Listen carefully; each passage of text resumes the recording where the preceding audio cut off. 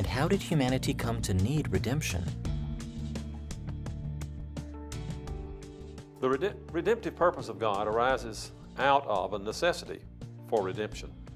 And that indicates that there was a relationship that God had with man, had with that being that was made in His image, that was unbroken at the beginning. Our redemption is being bought out of a slave market of sin. God did not create humanity in sin. He did not create humanity with a need for redemption in the beginning, even though mysteriously in God's covenant this was His plan.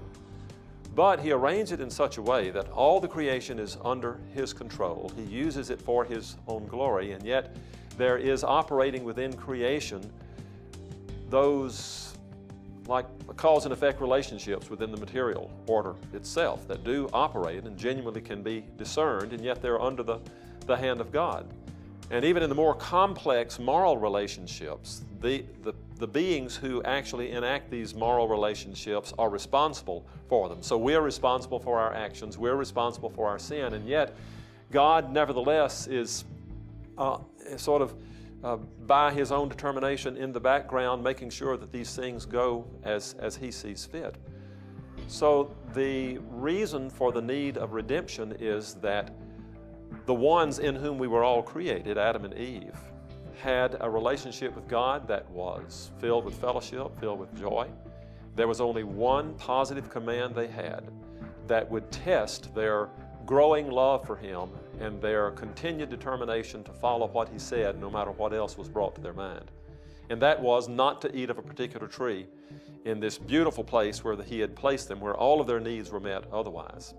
But because of the subtlety of Satan, he tempted them, he caused them to question God. He asked them the question, has God said?